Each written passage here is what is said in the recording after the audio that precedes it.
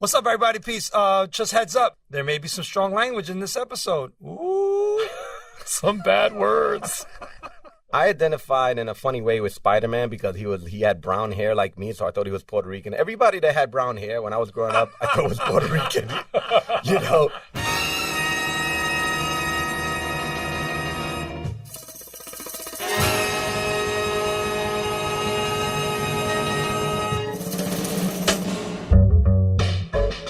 Yo, mi gente, it's Stretch Armstrong.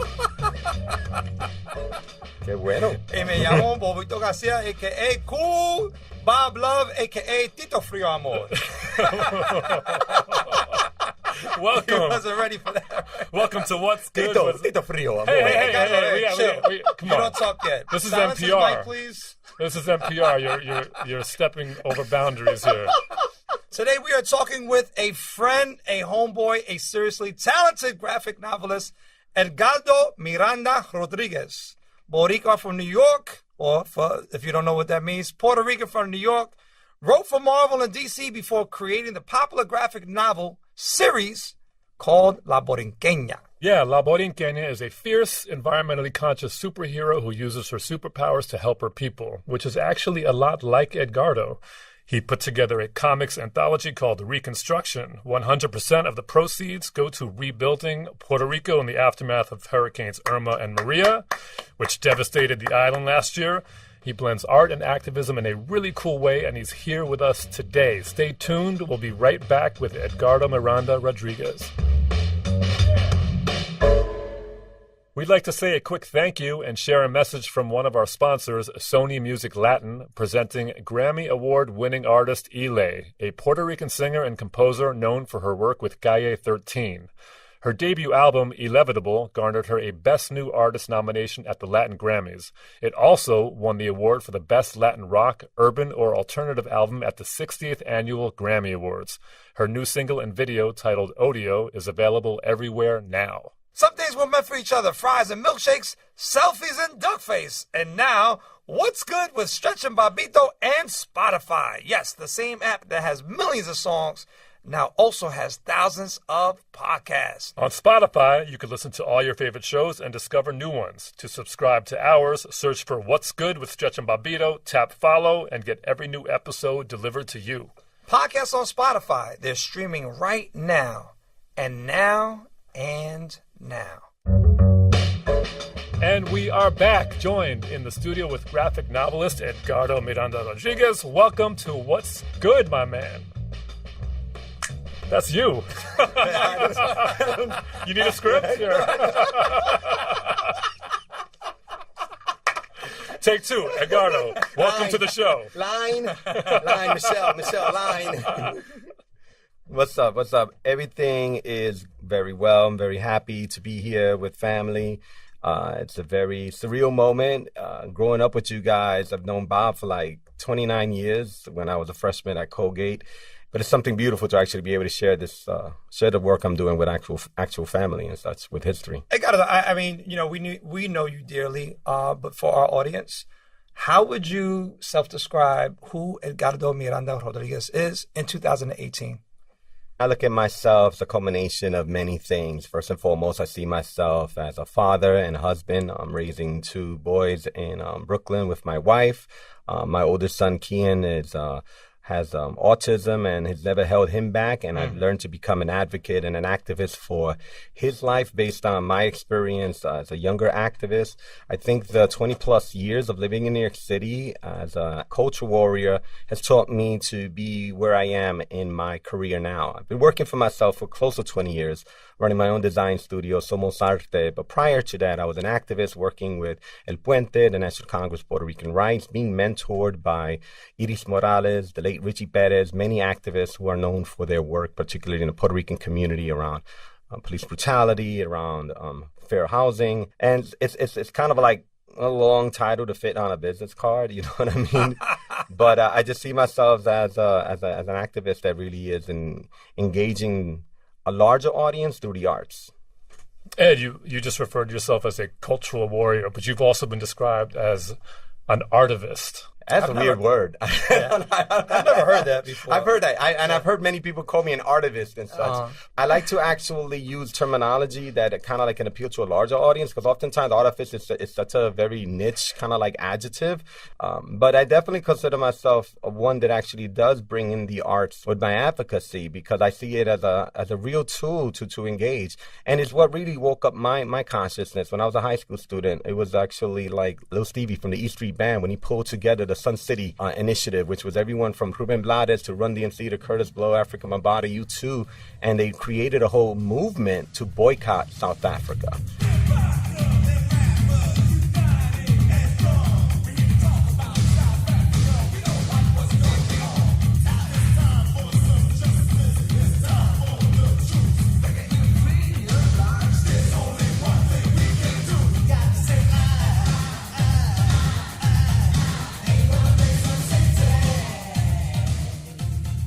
And we should say Sun City refers to the resort in apartheid South Africa that came to represent apartheid. And that went from like music to young people boycotting Nike to boycotting all these companies that were not divesting in South Africa. So that kind of like sparked my consciousness. And in college, Ruben Blades, listening to his music, Buscando America, that kind of like tied it in and balanced me as a Latin growing up in New York City. Estoy buscando América.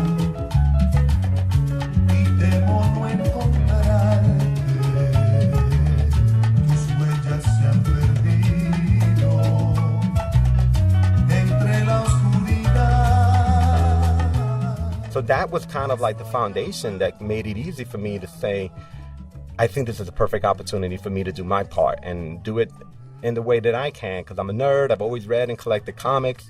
But to a point, I think we're looking at comic books now as kind of like critical mass. It's everywhere. And it literally is synonymous with corporate branding. But I really thought that this would be an excellent opportunity to use it as social justice activation as opposed to only corporate branding. You were a mentee of Luis Garden Acosta, yes, a former young lord who founded El Puente High School in Williamsburg at a time when that community had the highest murder rate and the highest high school dropout rate in all of the 5 boroughs of New York City. You created the very first curriculum in the world, to my knowledge. I remember the Source magazine writing about it, that incorporated hip-hop. So you've been pulling and using popular culture, knowing what would attract the youth. What sparked that back then, beyond the clear influence of your mentors? I think the true answer to that is growing up poor in New York City, growing up with a single mother, growing up in tenements, literally living in buildings for less than a year, because as soon as the rent would go up, we would move out because we just couldn't afford to stay. That actually taught me and gave me firsthand experience of the injustices that existed. And as a child, I was always drawn to comics because I loved escapism, but I also loved the narratives that were focused around combating injustices. One of my earliest childhood memories was I was possibly like kindergarten or first grader, and my brother was walking us across a vacant lot, because there were many in the South Bronx because so many of these buildings were torched down. Your brother Axel? My brother Axel, yeah. You remember I love Axel? That too. And we're taking a shot. It was like, yo, Egg. My nickname is Eggy, so he's like, I call him Eggy. Yeah. I told Stretch. Eggy, Stretch like, what do we call him? I said, yo, just call him Eggy. Exactly. The Eggy, we're gonna take a shortcut through this lot, and I'm like, but I don't need a shortcut. My hair's already short. That's how young I was. I wasn't even familiar with vernacular. And we're taking this shortcut, and we get jumped. We just get jumped by knuckleheads who just want to mess with us for no reason because we got nothing to offer. I wasn't the only one. Yeah. We had nothing to offer, and I recall telling them, you're in so much trouble because I'm reading comic books now and I'm learning about my superpowers. I literally said that. And that was my way of saying I'm going to combat this injustice, as weird as that was. You see what I'm saying? But it was kind of like my existence. You know what I mean? So did they stop at that moment, look at you? They kind of looked at me and was like, what? It was a moment where they kind of said, ¿Qué dijo este? What did he just say? You know? Hey, Bob, you mentioned the Young Lords, and I don't know if you could speak on that briefly, because I think a lot of our audience would not know who or what the Young Lords are. Well, the Young Lords actually came from Chicago. There was a young brother named Chacha Jimenez at the time who was incarcerated with Fred Hampton. While they were incarcerated, Fred Hampton schooled him. And Fred Hampton was a member of the Black Fred Panthers. Hampton, original member of the Black Panthers, right? And he was like saying, you need to come out of this institution better than you came in. But not only for yourself, but especially for your community. And when he came out, he transformed his gang, the Young Lords, into what would become the Young Lords organization. And he actually inspired a group of college students here in New York City to actually create a New York City chapter. And they took it to a whole other level, and they created it as the Young Lords Party. And they rocked the purple berets. They opened up abandoned storefronts as kitchens for breakfast programs. And mind you, this is like before New York City was offering free lunches, free breakfast. Yeah. That's so like common.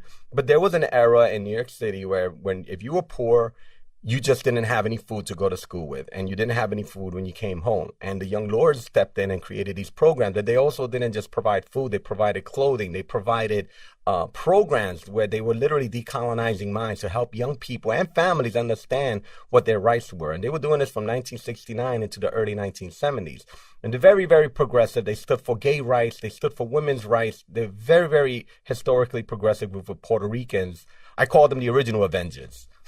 You know?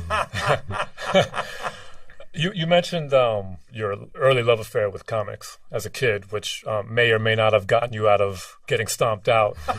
What was actually led to being stomped a couple of times. Who were some of the characters that you most identified with? I identified in a funny way with Spider-Man because he had brown hair like me, so I thought he was Puerto Rican. Everybody that had brown hair when I was growing up, I thought was Puerto Rican. You know? And at the time in the 70s, like we had like Freddie Prinze on TV. And I'm like, oh, Peter Parker gotta be like short for like Pedro Parqueo or something like that. So it was actually Spider-Man, and I loved Batman for his character design and such, but I wasn't too kind of like keen on the, you know, I'm a billionaire, so I'm gonna save the world, because that doesn't really happen. That doesn't really happen. But what I also liked about Spider-Man, that he came from a single parent household. He was raised by his aunt. He grew up in Queens, so he was working class poor. He didn't have the billions to have all these gadgets or a secret lair, and he literally handmade his own costume and such. So that was actually one of the characters that I loved the most, and also because of his sarcasm. I was never an athletic cat. I was never a a vertically enhanced individual. I was the scrub, and I would always get picked on, and oftentimes I turned to sarcasm to kind of like, you know, get myself out of like situations, you know, and oftentimes it did. Clearly, you know, you're growing up, your brain is wide open on Marvel. You're now working there. That's got to be like a kid who likes basketball and one day he's a teammate with Michael Jordan. Oh my gosh, imagínate. It was an amazing moment, and it's kind of like Joe Quesada and the previous editor-in-chief, Axel Alonso, were the only Latinos who were actually working at Marvel.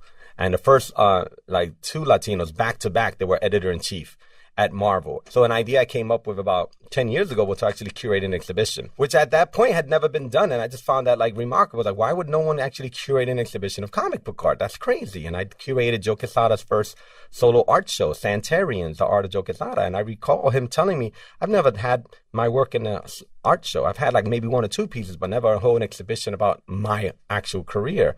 And then a couple of years later, Axel Alonso reached out to me and said, you should do another show. And so I did Marvelous Color, which was a tribute to Marvel's superheroes of color. Because of that, I was actually able to bring DMC from Run DMC into the doors at Marvel, and able to use that kind of connection to help us start what would become Daryl Makes Comics, the imprint that DMC and I started. And that actually led to our actual writing for Marvel. And Daryl loosely came up with an idea of pairing Groot and Thing, and I took that idea and I developed it into a full-blown script. And it was an opportunity to kind of like write for Marvel in a way that Marvel inspired me, but also to kind of reflect what New York City really was to me. So when I was writing a story and I got to write about Groot and the Thing, I was like, well, Thing is probably the most authentic New York City character out there. Like, he's literally LES. But the Thing's Lower East Side is really Jack Kirby's Lower East Side, which is like early 1900s, literally. So I'm thinking like, well, if it's now, and he's like, and the Thing is like a 30-something-year-old character, that means he grew up in the 80s. So if he grew up in the 80s in the Lower East Side, and he grew up around a lot of Puerto Ricans. He grew up a lot of black folks. So his connection with the Lower East Side has to reflect that. It can't reflect this kind of like pseudo, kind of like frozen in time Jewish experience when that doesn't actually exist anymore. So I wrote the story, and I actually tapped into the projects on Avenue D. I'm like, they're going to fly in on a ship. It's going to crash land in East River. They're going to walk right through the projects, and people are going to pull out their phones. And I was like very clear with the artists. We're going to throw in as many brown and black faces in the crowd because that's what the crowd looks like in that part of the neighborhood. And the coolest thing that came out of the comic book was actually having some Spanish in there and actually getting permission from the editors to have Groot say, "Yo soy Groot." And that, honestly, that was the jump off for La Borinqueña, because I just thought that was going to be kind of like the first of many things I would do with Marvel. And then the buzz started exploding from that one little story that I wrote for them. I recall going to the comic book shop, and my wife was like, "Let's take a picture with you in your first issue with Marvel." And, I'm like, cheesing with it. And I posted on my social media, and the next thing I know, my cousin in Puerto Rico is like, "Mira, tú saliste en los periódicos." And I'm like, I'm in the papers. What are you talking about? And I Googled myself, and there I was. My selfie was in Primera Hora, one of Puerto Rico's newspapers. And all of a sudden, everyone's proudly talking about this Puerto Rican writer working for Marvel. And all these, like, groups start reaching out to me. And wait, were you freelance? I was on contract. No, I was on contract. I signed a contract with them. Yeah, I was an official writer for them. Okay. But the way that the way Marvel works is like you sign with them, and you kind of like have this open contract with them. So you got to still pitch them stuff. So even though you're in the system, you still have to constantly pitch and get rejected. You know what I'm saying? So I recall doing one pitch, got rejected, and I was like, "Carajo, this is gonna be how it's like." And all this buzz started happening, and one institution that reached out to me was the National Puerto Rican Day Parade. And they were like, "We want to honor you and give you a sash." And I was like, "That's a little premature. I've only written like one story for Marvel, I'm like, you got so many people in the industry. Yo soy Groot. I mean, like shout out to George Perez, who's like one of the first Puerto Ricans in the industry who's created close to 70 characters for Marvel and DC, including Marvel's first Puerto Rican hero, White Tiger. So when they hit me up, I said, "You know what? Let me get back to you. I got an idea." And I started working out this idea, these sketches, and I came to them with this proposal. I said, "You know what? I want to debut this new comic book that I'm working on called La Borinqueña." And then I didn't think that La Borinqueña was going to be this big thing. I just thought it was going to be at the parade. It'd give me a platform to talk about the debt crisis affecting Puerto Rico, and then that was that. But then it exploded. And I've been so busy with La Borinqueña, like literally independently producing it and publishing myself, that I've never even pitched or even went back to Marvel with anything. Because the last thing I expected was my own stuff to end up being bigger than anything that I could actually do at Marvel. But, that's the way the universe works. I was never into comics as a kid. I'm a little bit... Where's the eject button? Yeah, I know you were into comics as a kid, right? Oh, I just moved recently, but I had a stack of Silver Surfers from the 60s and 70s. Oh my God! And Daredevils. Those are my two favorites. I remember you texted me a photo of you holding like thing. Yeah. It was like an old picture, and you were like studiously looking at this comic and such. So I'm just curious, as an outsider, right? I read recently. I think I was reading about maybe on Pete Rock's Twitter feed. He was talking about African-American comic book characters. And I'm not really aware of how much diversity has been in the comic book realm. I think of it as a chocolate chip cookie. Is the whole cookie dark brown, or do you just see a couple of like little brown specks on it? And just because you see a couple of like, brown specks doesn't mean the entire cookie is going to be like a dark chocolate experience. And that's really the case with diversity. And there is backlash also, because there are like purists that don't want their characters to intermingle with anyone that isn't, Aryan. And recently there was an attempt by the previous editor-in-chief to very much diversify the roster. And like Kwame, hip-hop artist and producer Kwame Holland, I like quoting him a lot. It was the comic book industry's attempt to dip in chocolate. And they took a lot of established characters and reintroduced them as characters of color. They did that with Iron Man. They reintroduced her as an adolescent black woman. They took Captain America, and they took Falcon's costume off and made him Captain America. The publishing side of Marvel, their sales started to decline. Even though they're still leading, they weren't leading as well as they were probably the year before, the previous year. So there has been a diversity, but there just isn't enough. You have a character like mine, and there have been maybe a couple of like Latino characters, but none of them have ever been unapologetically patriotic. They're kind of like the first Marvel superhero that was Puerto Rican is White Tiger. but he was actually like steeped in Eastern mythology. It was nothing Puerto Rican about the character except for his like horrendous like Spanglish. You read the old comic books, it was like, ay, Dios mío, like really like poorly like written in terms of the Spanish, but there it was. That is the history of that. We're going to get into your character, La Borinqueña. But first, let's talk about La Borinqueña, the Puerto Rican national anthem. La tierra de Borinquen, donde nacido yo, es un jardín florido de mágico primor, un cielo cielo. You guys aren't going to sing along? I don't like this version. There are actually two different versions of La Borinqueña. And this is actually the second version that was created.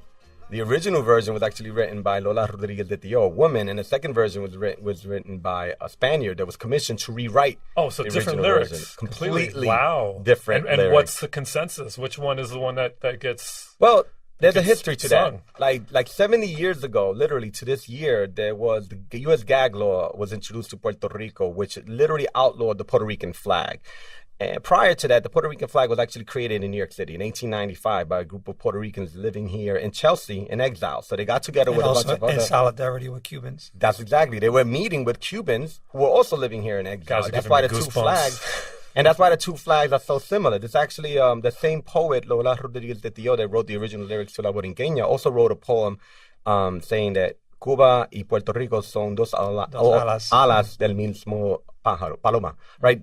Cuba and Puerto Rico are two wings of the same bird.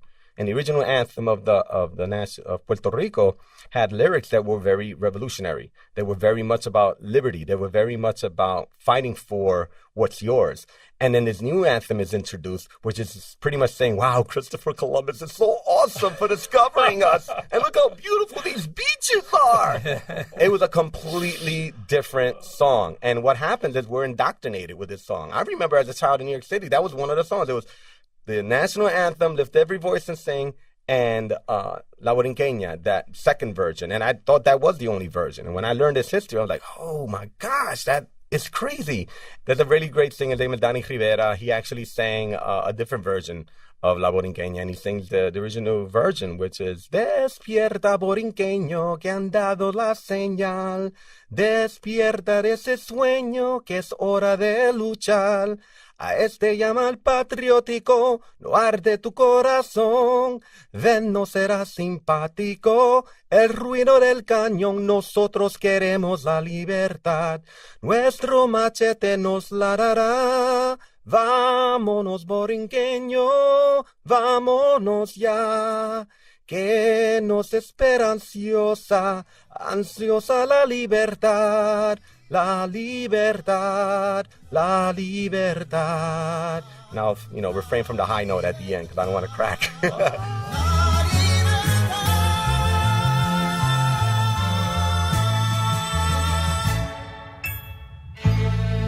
But that was the original version. You got your homework cut out for you.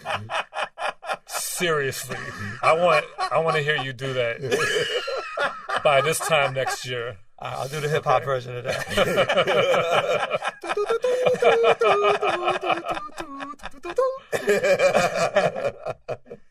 So Puerto Rico's current flag is dark blue, but the original flag is light blue. Do you see young, active people like donning the original Puerto Rican flag with the light blue? Yeah. Oh, yeah. There's also a whole nother flag that represents Puerto Rico, El Grito de Lares. So it's a third flag. Well, there's a flag predates the light blue one, which was in solidarity with La República Dominicana. Mm-hmm. And it looks like the Dominican flag, but basically there was a rebellion in the town of Lares, September 23rd, 1868. And they created a flag to commemorate at that point, we weren't colonized by the United States. We were a colony of Spain. And I actually incorporate a lot of that into the comic I wrote because the character's costume actually comes from the original Lares flag itself, because I wanted to kind of figure out how to tie in real history to connect that to a new generation, because that history has been lost. It's complete. And if there's no context to kind of revisit that history, nobody will have any interest to even discuss that history.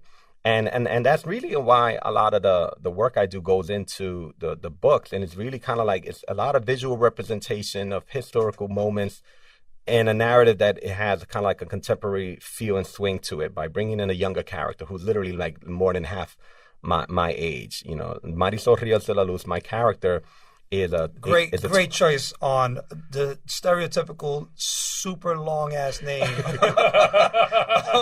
Boricua people. Like I saw that, I was like, oh, he nailed it. I got mad cousins like that. And I also like, but even her name, I intentionally like selected it because it translates into like sea and sun, rivers of light. It's kind of crazy to talk about it, but the first book came out in December of 2016. That's when the first book comes out. Hurricane Maria happens 9 months later, right?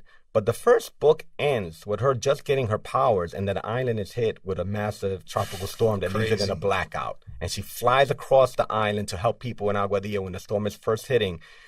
And as she's helping them by actually creating, you know, a dam from some of the fallen trees, they see her in her red, white, and blue and automatically start singing the national anthems. But they're singing both national anthems to her. So it's kind of like this fusion of both. And they are actually the ones that name her La Borinqueña, because she just calls herself Marisol. But when they see her, they go, oh my, La Borinqueña, es La Borinqueña. All the comic books, 100% of the comic books I've ever read in my life feature a Latina superhero. I've only read one, and that's La Borinqueña #2. I actually really enjoyed it. Oh, thank you, bro. What I found intriguing about it was how she's not fighting a villain, right? She's focusing her energies on actually real world issues like climate change and gentrification and whatnot. I thought that was really intriguing and different from, I suspect, most. Well, most characters. I'm a dude. We're all dudes here. And when I was writing this, I didn't want to fall into the traps of writing from a position of patriarchy because it's super easy and comfortable to do that. And I thought to myself, I've been mentored by a lot of incredibly strong women. My mother, my cousin Lillian, Dr. Marta Moreno Vega, Iris Morales. And I thought to myself, they've done wonders to kind of undo this patriarchy that I've been raised in and infuse me with a sense of matriarchy. So I thought to myself, how could I write this book and undo the patriarchy that's synonymous with comic book storytelling or storytelling in general? For the most part, comic book storytelling is like almost like the complete wish fulfillment, the complete personification of male fantasy. Incredible, super muscular bodies, punching out bad guys, et cetera, right? And I thought to myself, of the women that I was raised and mentored by, there was never a clear and present threat. There was never a bogey. There was never that villain. And I thought to myself, if I'm going to create a character, then I'm not going to follow that formula that predated this as well. And also, most characters in comics are always defined by their rogues gallery. And I thought to myself, she's not going to be defined by her villains. She's going to be defined by her people. She's going to be defined by her heritage, by her culture. That's intentionally why I wrote it that way. And then a lot of times you have so many tropes that are kind of like persistent and prevalent in storytelling, like these kind of corporate entities or these big governments and such like that. But when you're talking about Puerto Rico, that's not a trope. That's a reality. So, Eggy, out of all this came your idea to make a comics anthology called Reconstruction. The full name is Reconstruction, Reminiscing and Rebuilding Puerto Rico. What does reminiscing mean to you? Why did you use that word? Because it's important to know where you come from, to know where you need to go. It's important to acknowledge the history, whether you agree with it or not, whether it upsets you or not, whether it inspires you or not, to kind of like take that and move from there so that you don't make mistakes again. And it also is to remind people that there is a history, a very rich and diverse history, infused with literature, infused with struggle, infused with music, infused with arts, infused with resilience. And that's why the alliteration exists in the titling. And the concept of the book came to me literally 2 weeks after Hurricane Maria when I was at the New York Comic Con, already overwhelmed with the majority of people who were coming to my table crying, asking me about my family because they had not heard from their family. And then the co-publisher of DZ Comics approaches me because his fiance is a fan of my work and he's online. And I'm thinking to myself, oh, snap, this is one of the big 2 publishers right now physically coming to me. Yeah.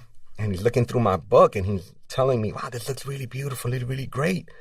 And I respond by saying, what are we going to do for Puerto Rico? And out of that came this conversation that he and I continued to have through the course of the rest of that week, and an agreement that led me to using any character I wanted, any of their talent that I wanted, to produce this anthology so that 100% of the proceeds could go back to Puerto Rico. And my wife, Kyung, came up with the idea of developing a grants program. So she and my friend Nicole Rodriguez came together and created this program where we invited grassroots organizations on the island to apply. And then we're going to literally funnel small grants, and we'll be in Puerto Rico this September to personally award these grants from the money that we've raised from the sales of Reconstruction. And it's not just to kind of like give them their money and then there's that. It's just kind of like to use the buzz and exposure that I'm getting through my work to raise awareness to the work that these institutions are doing, so that people can see that Puerto Ricanos are lifting themselves up, working one alongside each other to truly reconstruct the island. My dude, I'm getting emotional here. Where do you see your comic books fitting in terms of the chamber of Puerto Rican activism, which you are part of a long legacy of at this point? I see this, honestly, as an evolution of the work that the Young Lords Party did in the 60s and 70s. I see this as an evolution of the work that Don Pedro Albizu Campos did in Puerto Rico. I see this as an evolution of the threads that Mariana Bracetti used to create the first flag of El Grito de Lares. You know, I see it as that. And just like, I just feel that given the world that we live in now, I think that in order to truly create a sustainable revolution, you need to invoke evolution. And that's where the comic book comes in, you know. Mic drop.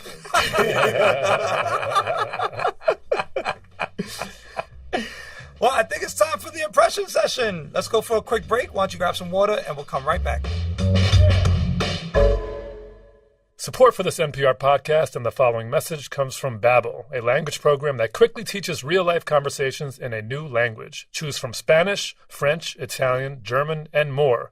Babbel's 10 to 15-minute lessons use interactive dialogues and speech recognition technology to get you speaking your new language correctly and confidently. Try Babbel for free by downloading the app or going to Babbel, BABBEL.com. I'm Maria Hinojosa. This week on Latino USA, Joel Martinez, a.k.a. The Kid Mero, shares how he roasts America one Trump joke at a time. Find it on NPR One or wherever you get your podcasts. That means one thing. It's time for the impression session. Eyes. And I recall at some point, one of the items that I got from Aguebana was the biography of Albizu Campos. And I recall this was actually around the time where Bob was coaching basketball at El Puente. And I handed over to you like my only copy of Albizu's biography. And you were like, why are you giving this to me? I was like, because I want you to read this. I think it's important. I'm like, what's the whole point of me having this if I can't share this and so that you can share this? And I knew you had a much larger platform than I did. Yeah, well, when you're growing up, we had a poster of Pedro Albizu Campos in our living room. And I had no idea of the significance of his work, both as a humanitarian as well as a leader for the independence and sovereignty of Puerto Rico. When you gave me that book, you told me something very profound. And you said, knowledge kept. I forgot what you said. Knowledge kept is knowledge lost. Knowledge kept is knowledge lost. Yeah. And you handed me the book. And from there, that book has stayed with me. I probably should give it to somebody. At some point. Knowledge kept, Bob. Yeah, I know. Because I've read it. And, it's, but thank you for that. And thank you for giving Tony Touch when he was making his Tommy Boy album. The Pedro Albizu speech. You have been a conduit of knowledge and pride and cultural affinity for, beyond Puerto Ricans. Now Stretch has read this book, La Borinqueña. Like, Stretch knows about Puerto Rican history now. This is incredible, He and I went to the island for the first time together in December. Yeah, 3 months after Hurricane Maria. Wow. And we DJed together in Viejo San Juan. Cats were coming up to us. Like, yo, we needed this. We needed music. We needed to escape the island. You brought us back to New York. Yeah. It was like this surreal bond going on that night that music was the platform for. So anyway, thank you for all that you've done. Eggy, I love you. Thank Yo you, te Bob. quiero tanto. Igualmente. And you've been a real friend, bro. Gracias. Well, that's our show. This podcast was produced by Michelle Lanz, edited by Jordana Hochman and Nigeri Eaton, and our executive producer is Abby O'Neill. If you like the show, you can hear more at npr.org and bonus video content on Spotify on Fridays. Thanks to Spotify for their support. Please go to Apple Podcasts and rate, review, and subscribe. That's how we know you're listening. You can follow us on Twitter at Stretch and Bob or Instagram at Stretch and Bobbito. Hasta la próxima. Hey, Stretch, that was good.